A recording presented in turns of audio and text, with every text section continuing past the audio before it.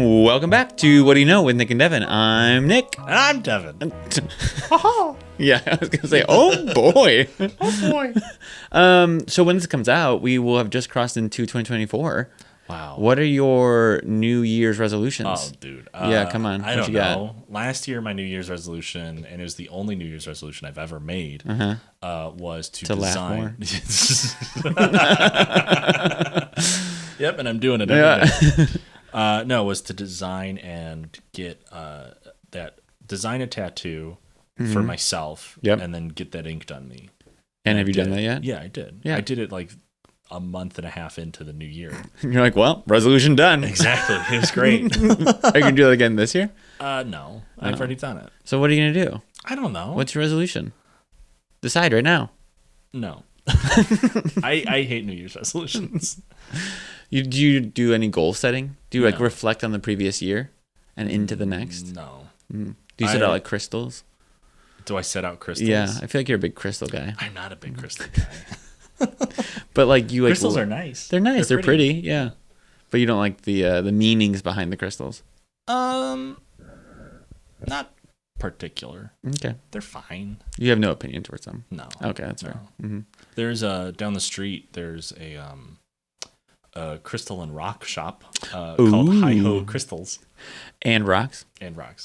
Now my question is it just like it's like split open rocks sort of thing, not just like look at this cool rock I found. Right. It's not just like some river rocks that they got from the landscaping company further down the road. Right. Although how great would it be? Although if I was looking for those, like for like a planter or something like that, I feel like I would go there. And if they didn't have them, I'm a little disappointed. Like you're selling crystals and rocks. I'm looking for rocks. They're statement piece and rocks, not... Who's putting out a rock as a statement piece? Who's buying? The same people that are buying crystals.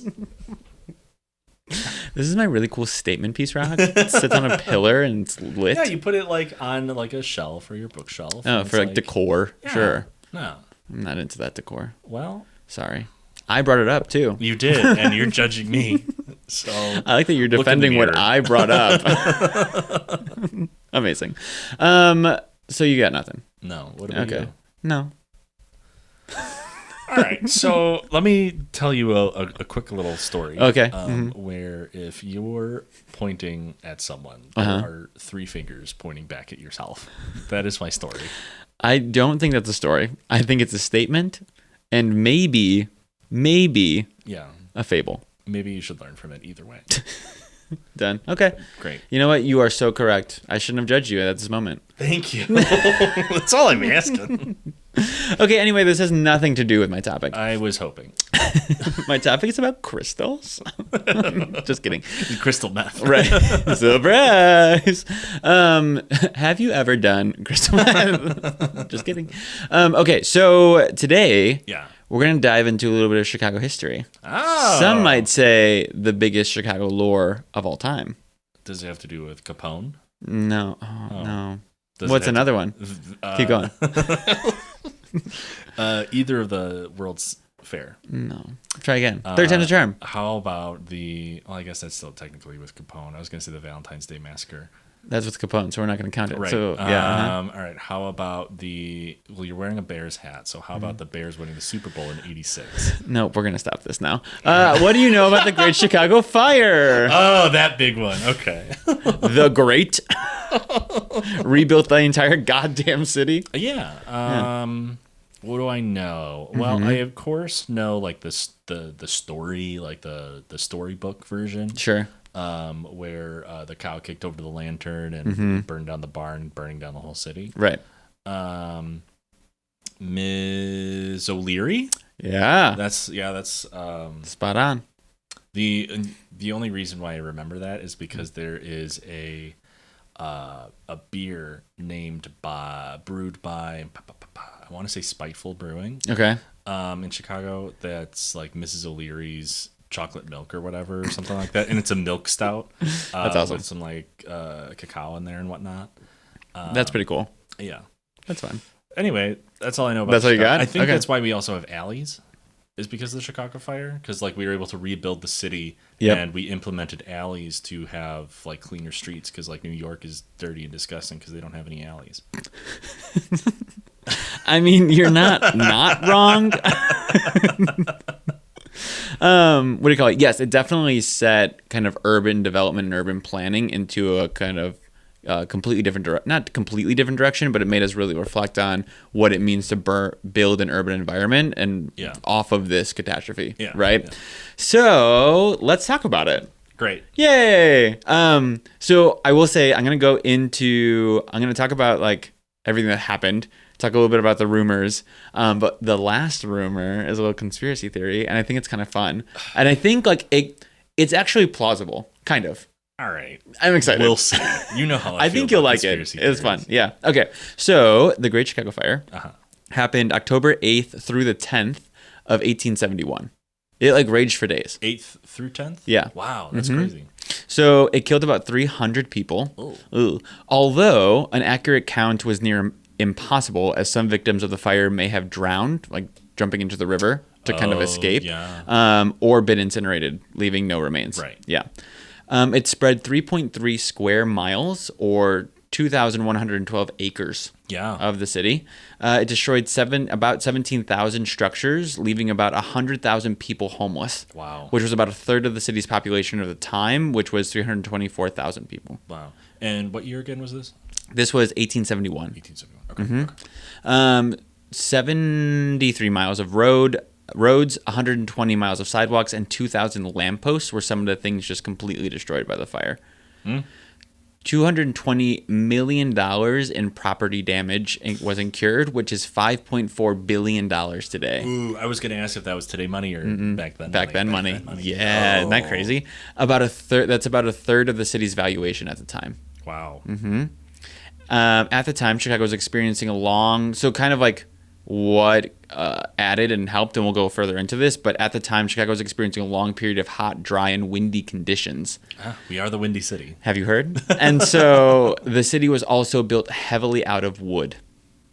That'll do it. That lights up. That'll help. So let's talk about the start of it. Yeah. So October 8th, around 8:30 p.m. at 137 West DeKoven Street. Okay. Today is like on Clinton between Taylor and Roosevelt. Okay. So like South Loop-ish, but like over. Okay. A city official has never determined the cause of the fire. So there is all rumor, but there's technically no like, this is what happened, this is how it started. Right. XYZ. They didn't have the arson unit go in. Correct. There was no real. Yeah. I'm an investigator. So winds from the southwest, a long drought, and a ton of wood structures, and a rapid destruction of the water pumping system brought the vast destruction. Okay. So Chicago only received about an inch of rain from July 4th through October 9th. Whoa. Yeah. So like nothing. Yeah. And so most houses and buildings were not only built entirely of wood, but also consisted of tar or shingle roofs that were highly combustible. They sure are. We love to see it. All sidewalks in the city were also made of wood, and a lot of roads were made out of wood. Yeah. So you're really just building a wooden city, is what we did. Yes. Yeah. Just like a little piggy. Yeah. Thank you. Yeah. So the Chicago Fire Department consisted of, at the time, 185 firefighters, which is actually a pretty decent amount, I feel like, for the time. I suppose. For the time. They learned today, their lesson. Yeah. Which also consisted of 17 horse-drawn steam pumpers, and it actually had a timely response. However, to the fire. However, the watchman, Matthias Schaefer, sent the fire department to the wrong place. So that kind of also aided in some things. In combination with the fact that an alarm near the start of the fire failed to register at the courthouse. Oh. So he sent them to the wrong place, but also like when the fire broke out, like that alarm in that area didn't register. Yeah. And that's where in the courthouse is where all the watchmen were stationed. Okay. So they were like, we had no idea, right? Firefighters had also fought a large fire the week before and small consistent fires throughout the week because of the drought and like the heat and all of that. Right. Leading up to the 8th, and all of this kind of combined allowed the conflagration to begin, which a conflagration is a large fire with mass destruction. Oh. Have you heard? Conflagration. Conflagration. Conflagration. Great. Conflagration. I'm going to use that in my crossword later. I love it. It's not going to fit, but it's I was like, not going to work. So once the fire department finally arrived in the proper location, the fire was just growing quicker than they had anticipated. They had also had hoped that while they were fighting it, that the south branch of the Chicago River would act as a natural fire break. Which makes sense, right? You would think like, oh, it's going to hit water and just kind of dissipate on its own. It didn't really work because not the river, but along the river were warehouses, coal yards, barges, bridges, and of course, lumber yards. Right. So the wind intensified as the fire became superheated, and the buildings across the river caught on fire simply by the heat of the fire. Yeah. So it was just like kind of like this fucked. all together building and like intensifying in heat. Right. And so those structures are then catching on fire. Also, the wind is blowing debris over the river, catching things on fire across the river, right?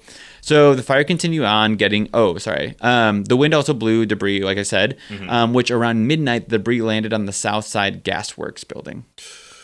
Which I don't know if you know, like fire, gas, just like not a great combo. You shouldn't like have those. No. I shouldn't have all of my candles, my winter candles burning by just open pails of gasoline. I would advise against it. Okay, I'll go change that. Little PSA really quick. Yeah. So the fire continued on, getting closer and into the city center, causing just city panic, right? Everybody's pretty much in the center at this point in time, right? Like we haven't really developed outwardly. And so the mayor of the time, Roswell B. Mason. It wasn't a daily again? It wasn't a daily. But after this stunt, the dailies really stepped in.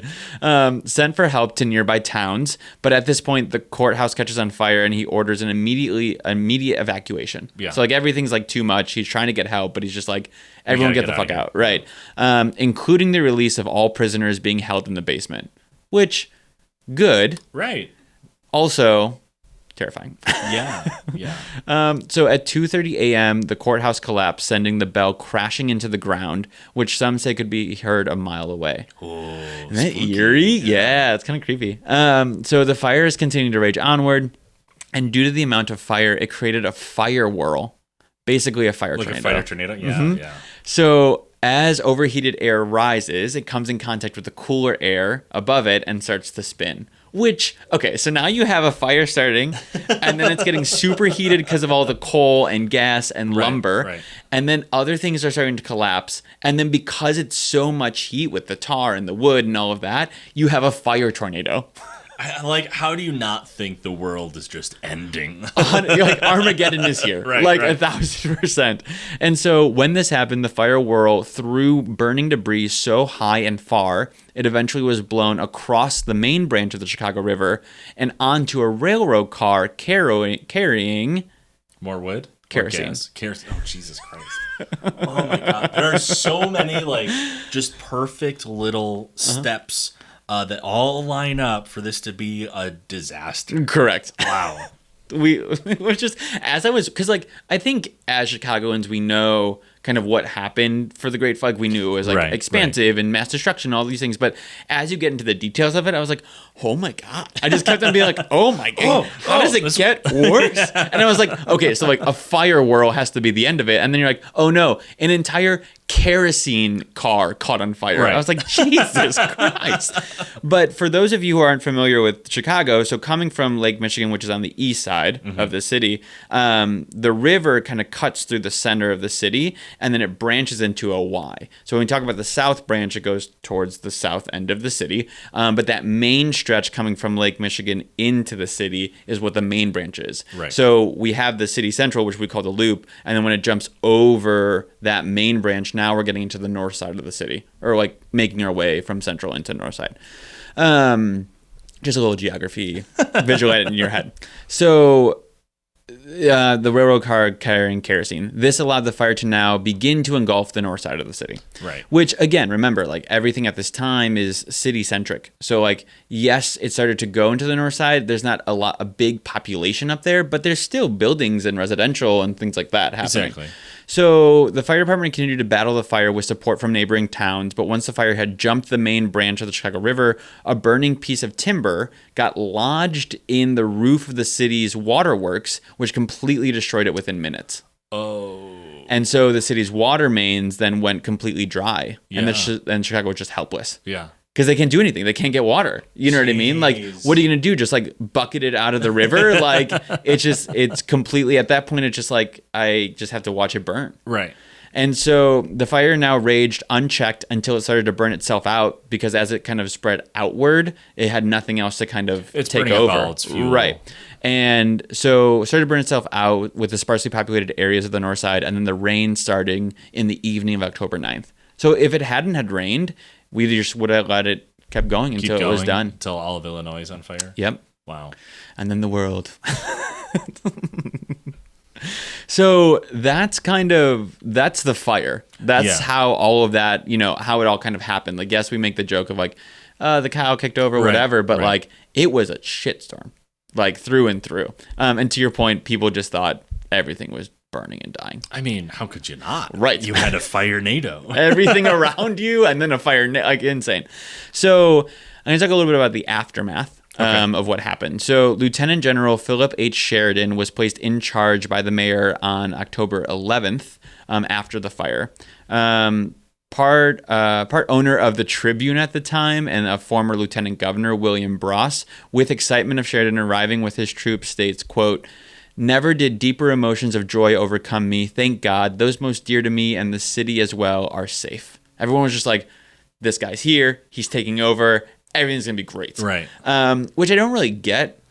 I guess there wasn't just a lot of faith in the mayor. So, I mean, that's usual for Chicago. Yeah, exactly. So fear of looting and violence was at the forefront of the city. And so the city was placed under martial law for 2 weeks. Wow. Yeah. But like, there's nothing left to loot. To loot. Yeah, exactly. And so they utilized, of course, military troops, militia units, police, and an organized civilian group called the 1st Regiment of Chicago Volunteers. Which I was like, I don't think you need all of that. I mean, like, I understand, like, the militia and the army or whatever that came in. Because, I mean, like, that'd just be the equivalent of, like, the National Guard coming in for us right now. But, I don't know, having, like, a group of volunteers putting on, a sash and be like, we're the militia. Nobody needs to continue to give power of that. Yeah, No, exactly. No. So city officials and aldermen, which I was like, wow, that goes back all the way, began to take steps to preserve order in the city, especially with price gouging, and set an ordinance to combat such things, such as setting the price of bread at 8 cents for a loaf. Yeah. Which I was like, I get it. Like, you would kind of be like, oh, my supplies are sparse, so I'm going to jack up the price. Opportunistic. Right. Yeah. But I was like, that was like the forefront of your concern. I was like, oh my God. Well, I mean, after like security, you just want to make sure that everyone can still like eat. Yeah. Yeah, that's fair. Public buildings were used for a place of refuge, and saloons closed at 9 p.m. for the following week so that you weren't getting too schwasty and then causing another fire. Exactly. And fire standards began to be rewritten, leading to the development of one of the country's leading firefighting forces. Oh. Yeah. We were like, we should probably learn from this. Donations also started coming in, including money, clothing, books, food, and other goods from across the country and the world. Oh, wow. So New York City gave us $450,000, which is crazy at the time. Damn. Along with clothing and provisions. St. Louis gave us $300,000, which was like, where'd you get that from? London gave us 1,000 guineas plus 7,000 pounds in private donations, which also, coming from London, what? Go ahead. A.H. Burgess of London also proposed a, quote, English book donation to begin a free library in Chicago, sending more than 8,000 volumes as a donation. Oh, wow. This donation started the Chicago Public Library System in April of 1872. No shit. That's really cool. Yeah, because before this, at the time, libraries were private and included membership fees. So it wasn't free access to books. Oh. And so this donation kind of like spurred creating a public library and then, going on from there. I was like, that's really cool. That's crazy. My question was, what's a guinea?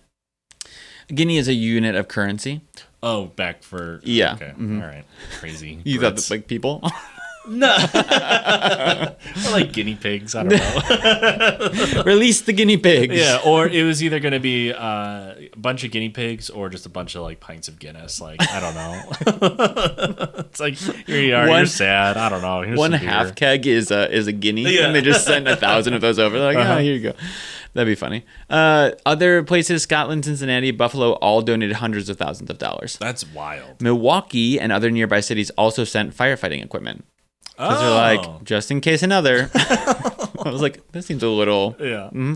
So when looking at how the fire happened, others began to question city development in the U.S. So some believe that Chicago's... this is funny. Some believe that Chicago's lack of traditional morality caused the fire, and America needed to return to more old-fashioned ways of life. This was, of course, the religious viewpoint. Yeah, so like they were like, oh, they're drinking and gambling in Chicago. It's They're time like- to go back to Christ and not have our cities burned down. Sodom and Gomorrah is here. Yeah, That's pretty all much right. what it was. Which I was like, hysterical that was lively enough of a discussion that it was like prominent to make that point. Right. Yeah. And like, I just want to tell those people like, oh, just you wait till Prohibition. Right around the corner, folks. Yeah. Others, such as Frederick Law Olmsted, which, do you know who that is? No. He's a really huge architect and like landscaper. His first project was Central Park. Oh, okay. Yeah, he's huge. But he thought the rapid expansion and industrialization led to poor building practices. So, quote, Chicago had a weakness for big things and liked to think that it was outbuilding New York. It did a great deal of commercial advertising in its housetops. The faults of construction as well as of art in its great showy buildings must have been numerous. Their walls were thin and were overweighted with gross and coarse misornamentation. Okay, So hold he was- the fuck on. This piece of shit New Yorker was like, oh, you guys are ugly. You hate ugly shit, and you're hanging ugly shit on your walls. It's all your fault that your city burned down and 300 people died because you like ugly things. Excuse the fuck out of me. I said, do you want to go Have fight you seen Frederick New Law York? Olmsted? God, yes. If I had a time travel machine, I think I would go back and fight him. I'm trying to remember what I said prior in episodes past. Scratch that, throw it out. I'm gonna go fight this guy. Also, the fact that we've already talked about people in the past that you'd want to fight, and now it we're wasn't scrapping that I was them. gonna fight them. It was I decided to. What did I want to do? I think it was probably hang out with the guys who did SETI or something like that. Because I said I wouldn't want to go and save Lincoln getting shot or try to stop Hitler because too many people are already going to be there. And I didn't want to mess up their plans. So now you want to go back and fight an architect. Yeah. Okay. Sounds easy. I'm sure you'd win. Oh, that'd be great if you just like grabbed a cane and just beat the shit out of you. But yeah, he was basically like your ornamentation and your kind of need to, or like self need to build out New York is what caused your destruction. What a piece of shit. I mean, he wasn't wrong. It was a quick build, and we were like, just get it done. We were growing. Correct. So rebuild began immediately with the support of business owners and land speculators such as Gordon Saltonstall Hubbard. Okay. So I don't know if you're recognizing some names here, such as General Sheridan, Hubbard. Yes. Yeah, We're okay. getting there. Streets in Chicago, for those who don't know. Yeah. And so the first load of lumber was delivered for rebuilding the same day the last burning building was extinguished. Oh, wow. Isn't that That's weird? a fast It's kind of turnaround. like also like just very like serendipitous and like Yeah. eerie. So the only kind of notable surviving structures to this day are Old Michael's Church in Old Town, Chicago Water Tower, Chicago Avenue Pumping Station, St. Ignatius College Prep. Oh, wow. And the bell tower of St. James Cathedral, which if you look at the bell tower, is actually still kind of charred and like black, That's cool. which is kind of cool. I didn't know that St. Ignatius was from that time. That's cool. Yeah, when I saw that, I was like, I thought it was, but I mean, they of course built on it, but I think the general building, the original building, that's which is really cool. crazy, Yeah, especially knowing where the fire started. kind of crazy that it survived. Yeah, absolutely. So in 1958, the site of the origin of the fire was leveled and construction began for the Quinn Fire Academy, the Chicago Fire Department training facility. Which I was like, that's kind of funny. Hilarious, yeah, that's pretty good. So now we're going to get into the kind of rumored origins of how the fire started. So, of course, the most infamous, is the O'Leary family farm. Right. So it says Catherine O'Leary was milking her cow when the cow became startled and kicked over a lantern, which began a fire. Right. The shed next door to the barn was the first structure to be consumed. However, the O'Leary family denies this, stating that they were in bed when the fire started. However, Catherine O'Leary was kind of the perfect scapegoat at the time because she was a poor Irish Catholic immigrant. Yeah. And so anti-Irish and anti-Catholic sentiment were strong in Chicago, as was most of America at the time, in the latter half of the 19th century. Right. So tensions were higher in Chicago as the Irish also began to grow in political power. Yeah. So you kind of have this anti-Irish sentiment, and then they're starting to gain power. So you have this really big tension happening in the city. Mm-hmm. And so they were like, oh, it happened by her farm. Yeah. She's an Irish Catholic. Blame the Irish. Yeah, exactly. And so the rumor was started before the fire was even out. And the Chicago Tribune's first issue post the fire had even noted it. It was retracted in 1893 by the newspaper, admitting it was fabricated, but it was already too ingrained in Chicago culture and lore that it didn't do anything. To the point where the O'Learys and the cow were exonerated by the city council officially in 1997. Which I was like, that's amazing. Wasn't needed, but sure. So that's, again, the most kind of infamous rumor is that everybody knows Mrs. O'Leary's cow is what started the Great That's the Chicago one Fire. I know, the storybook version. Right. Yeah. Now we come to Daniel Pegleg Sullivan. Daniel, his nickname is Pegleg? Correct. Or that's his God-given middle name. Quote, Pegleg Sullivan. The question is, we don't know if he did have a peg leg. We can only assume by the name that he had a peg leg. I mean. Okay. Just throwing it out there. All right. So he was the first to report the fire. Okay. So he states he saw the fire coming from the barn, ran across the street to let all the animals free from the O'Leary farm.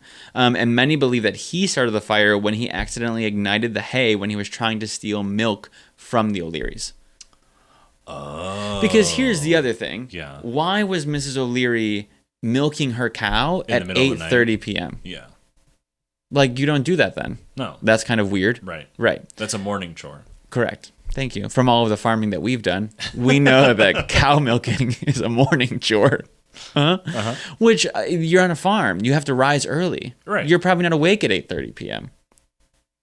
I guess. I'm just throwing it out there. I'm just saying. You're probably up at like 4. Mm-hmm. That's a whole 8 hours. Okay, anyway. So people were like, you, Daniel Pegleg Sullivan, you started it when you were trying to steal milk. Right. Are people like blaming him because he sounds like a pirate?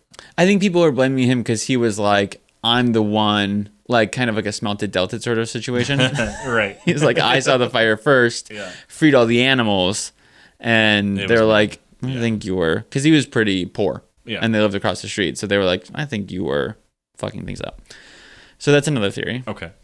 Another theory.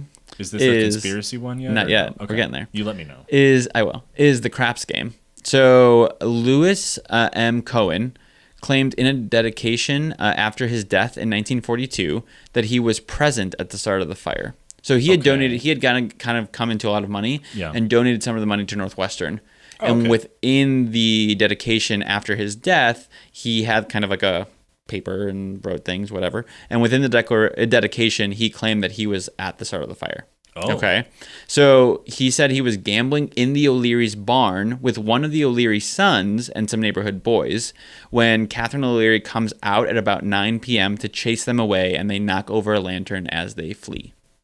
Oh. So he was like, again, total accident. It did happen in the O'Leary barn, but we were just playing craps. Right. It wasn't like, our cow. It was us running away from maybe illegal gambling. Correct. So they were like, well, we're not going to say that we were illegally gambling and that we destroyed an entire city. So I'll wait till I'm dead. But there's no There's nothing to substantiate these things. You know what I mean? Like, it was what he said afterwards, which why would you lie after your death? Right. You know what I mean? Plus, what's the statute of limitations on burning down a whole city? Right. They're like, and jail. So another fringe theory, or a fringe theory, is that it was caused by a meteor shower. But meteors are often cool by the time they hit, or if they hit land. Yeah. Like, I don't think it's very common, nor have we seen that where it's still hot.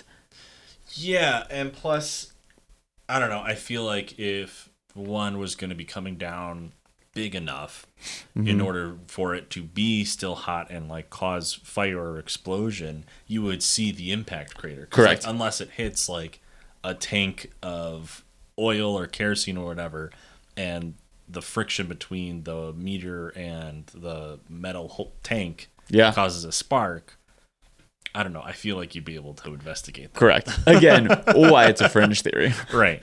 Other theories suggest that other fires in the area may have caused the start of the fire. So, like, you have other fires happening around the city, and then, like, winds are kind of bringing some things over, and it just kind of happenstance starts it, right? Yeah. But again, none of these kind of are substantiated, and the O'Leary's is kind of the one that sets the lore going. Here is the conspiracy theory. So, right, I'm ready. Okay, this is kind of like a mini next part. So it's kind of like a mini of what do you know about Linkin Park? The band or the park? Okay. Yes, the 1871 band Linkin Park. I know that the zoo's pretty great and it's free. Perfect. There is a zoo in Linkin Park. So Linkin Park began as Lake Park in 1860, just north of the city cemetery. Okay. So the city cemetery at the time was North Avenue to about Wisconsin. Okay. The Lake Park was about North Avenue to about Wisconsin. The cemetery was about Schiller to North Avenue. Okay. So the dividing point was North Avenue, pretty much. Right. And it was the only cemetery in Chicago until 1859. Okay. So Lake Park was renamed Lincoln Park on June 12th, 1865, in honor of President Lincoln after his assassination. Through the late 1850s, discussion of closing or simply abandoning the cemetery began due to health concerns. So Dr. John H. Rausch, MD, in 1858 suggested that the burial grounds were a health risk, which, quote, might serve extremely well for plantations of grove and forest trees that would be useful and ornamental to the city. So he was worried that the corpses in the cemetery were oozing disease into Lake Michigan and contaminating the air. He was like, probably not the best to have a cemetery just like by your water source. Correct. Yeah. And like, okay, just it was more burial grounds. You know what I mean? It wasn't like it was of the time. So it was just kind of like, okay, strange. Yeah. So it was dropped during the Civil War and then revived after. Like the plan to shut down the cemetery. Okay. Because they were like, we can't focus on that right now. Right? In 1864, the city council decided to add all of the 120 acres cemetery lands north of North Avenue to the park by relocating the graves. So they were like, we're going to dedicate all of this land to the park. And then anything south of North Avenue, we're going to dedicate to residential builds. And we're going to move all the bodies. We're going to move all of the bodies. Okay. The entire cemetery is being dug up. Right. All the bodies are going elsewhere. Right. So approximately 35,000 people were buried in the cemetery and were to be removed and relocated to newly opened cemeteries further from the city and the lake. Okay. So during the Civil War, almost 4,000 Confederate soldiers who died at Camp Douglas, which was on the southeast side of the city, like Cottage Grove and 33rd. I was like, we fought there? Like, what are we talking about? I always just think that like the battles never got this far north. You know what I mean? Yeah. Well, that's one of the the Fourth Star is named after Fort Dearborn. So, right. Like, I just in my head I was like that stayed south. Okay. The 4,000 Confederate soldiers who died at Camp Douglas were buried in the cemetery. April of 1865, all burials were to be completely ceased. Okay. Okay. Yeah. So, fun anecdote about this Confederate soldiers. As of April 1865, all burials in the city cemetery were to completely stop. For the Confederacy or the Union? Just in general. Okay. All things ceased. Because they were like, if we're in 1864, we said we're going to clear the cemetery and give it a park and residential build. Right. You know what I mean? In April of 1865, they were like, all right, this is officially like no more. Done. Yep. The Confederate soldiers were kind of like the last ones to kind of start to enter into the cemetery. Okay, because the Confederacy had made its way up to that. Correct. All right, sorry. So April of 1866, however, a year later, the Tribune writes that undertakers were filling recently empty graves with fresh bodies. They were like, you've been digging people up and relocating them. However, we noticed that grave diggers are being refilled. Yeah. So in 1869, the Lincoln Park Commission took control of the land, but it lacked the money to make improvements. By 1870, the Tribune reports that it was rapidly falling into decay with 25,000 plus bodies still there.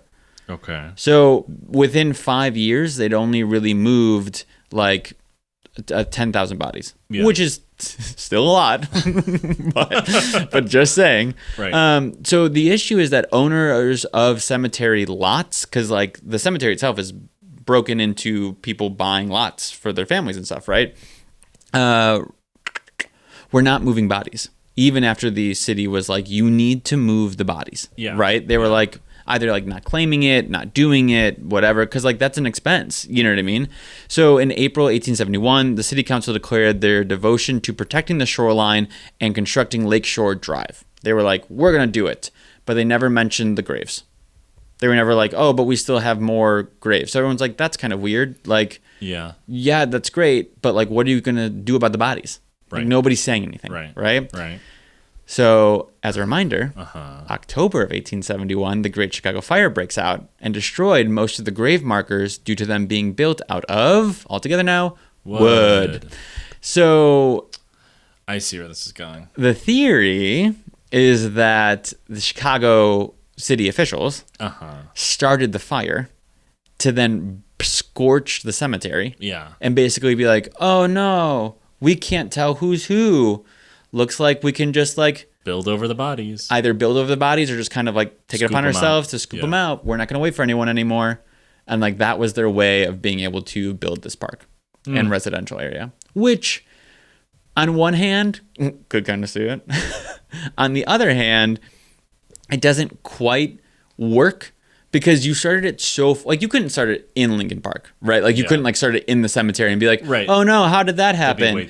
But you started it so far away. Yeah. You know what I mean? You're basically in South, like you are 3 miles away from where the fire started. Yeah. So I feel like they were like, well, if we start it here, hopefully it gets there. Or it burns enough that we can be like, oh man, other fire broke out over here. And they like, whatever, you know what I mean?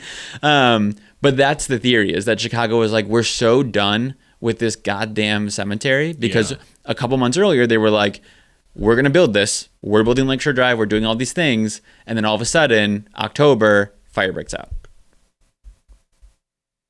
I know. You don't like it. No, it's not that I don't like it. It's it's plausible just because of, politicians and whatnot. I'm agreeing with you that it's just so far away. Like why would you risk so much if you're just trying to build relatively so little? Right. 100%. But like, so at that point they collected they were moving tons of bodies at a time. Yeah. Like a lot. And so as of 1887, 712 cemetery lots were condemned, with records showing that bodies were still being moved at the time. Okay. So like even 10 years later, they were like still moving bodies and doing things. And I'm just like, that's nuts. That's a lot. But at that time, they were also just like completely just paving over parts of the cemetery. Right. They were just kind of like, sure, yeah, we'll hold on to these couple areas. You should come get your dead. very Monty Python. Yeah. And so they like to say that by that point, all bodies were removed. The Couch Mausoleum, which still sits in the park just north of North Avenue, is a reminder of what used to reside there. And it only resides there because it was too expensive to move. It would have been like $3,500 at the time to move the entire mausoleum. So they were just like, fuck it, leave it. That's part of the park. That's fine, yeah. And remains are still found every so often in the park when new construction is happening. So when Lincoln Park was being built, of course, they like found some things. But when they started to renovate stuff, they found a completely well-preserved like casket and remains. Wow. And they were like, what do we do with this? Who is this? Right. And the city was like, and never got back to them. So they're like, okay, we're just going to rebury it and then poured foundation over it. Oh, wow. They're like, well, the city's not telling us we can't continue to like halt construction. Right. So we're just going to put it back. Right. Don't disturb the bones. Right. But like people see like have found things all the time. Like whether it was like it just kind of like shook up or like they were building something or whatever it is, like there are still remains in Lincoln Park. Right. Particularly like the south end of the park, right? Yeah. Because as it expanded, it went all the way up. I mean, 1909, Daniel Burnham building like the Chicago plan and like building up the lakefront and all of that. But yeah, there's still bodies like in the park. That's wild. But yeah, in accordance to the Great Chicago Fire, there's the conspiracy theory that the city officials are the ones that started it to then move things along with the cemetery. I don't know. I don't know. I mean, like it's. I like it because I'm like, oh, that's sneaky. That's like kind of like a more interesting story than just like, oh, the cow kicked over a lantern. Right. But yeah, I like we've been saying, it's just too far away. It's too far away. Yeah. But it definitely fits into the kind of corruption of 100% Chicago officials, right? And also, I'm sure there's probably other layers to it than just the cemetery. You know what I mean? Like, think of like being able to rebuild the city. Like, think about like the power. Just like so many aspects of that. Not saying that, again, this happened. Like, we really don't know the origin. It honestly probably was just a mistake or an accident. And then things just spiraled. I mean, like, you couldn't have imagined that, like, it was just a series of literal unfortunate events. Like, the alarm didn't register. Right. The firemen were sent in the wrong direction. Right. Which also could have been all planned. And then you hit all of the kind of lumber and all these things on the South Branch. You have a fire whirl. Like, that stuff isn't planned. I think the natural stuff isn't planned, but I think maybe like sending the fire people out differently, or the alarm being not tripping. The wire cut. Yeah. That could have all been planned. That could feed into the conspiracy. Because I wonder, too, to add to the conspiracy, would be like maybe they started it way down there because they were also potentially trying to like drive out a certain group of people, the Irish, whomever. Yeah. Because I mean, like, Daddy Daley like built a fucking highway to segregate the city, you know. Truly. And he also completely destroyed an airport in the middle of the night because he didn't want it anymore. That too, like, you know. Which I'm like, bring those balls back. You know what I mean? I don't know. So maybe like the fire was like a two-pronged effort of like, we're gonna start a fire here to hopefully. The conditions are right. It'll burn down this area so we can develop the park, but also, you know, drive out the Irish that we hate. Well, also, like, think about, like, population geography of it, right? Like, if Irish Catholics were kind of over here and you have more affluent prominence within the central and northern ends of the city, right? You know, we're not going to start a fire over here. Right. There's no scapegoat there. Yeah. You're not going to blame anyone there. But if I scapegoat, the Irish Catholics over here. And so it's possible. Yeah, that's not the worst conspiracy theory you've brought to me. It's kind of fun. I kind of like it. Probably didn't happen, but I like it. Yeah, I still played around with it. Yeah. But that is the Chicago Fire and the start of Lincoln Park. Wow. Yeah. Twofer. A little twofer. So I think, again, like, it's fun to be like, oh, Chicago lore, we know kind of a little snippet of what happened. Right. And then you get into it and you're like, what kind of it just gets fucking worse and worse and disaster worse. is this? Yeah, insane. So that's what I got for you today, Thanks Dev. for telling me. Yeah. I know now more about it. Mm-hmm. It's one of the stars on our flag. And I can say more than just the storybook version. I'm glad to have expanded for future anecdotes at social events for you. Hey, and that's the whole point of this podcast. True.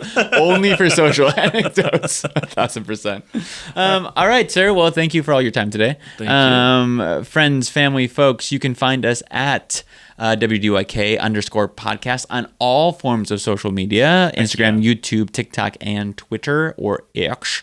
And like, comment, subscribe, do all the things, interact with us, see what Chicago lore you want to hear about next. Maybe all the ones that Devin talked about and guessed in the beginning. All the other ones. Yeah, exactly. It's like, nope. We'll get there. All right. Well, thank you so much. I will talk to you soon. Thank you. Bye-bye. Bye.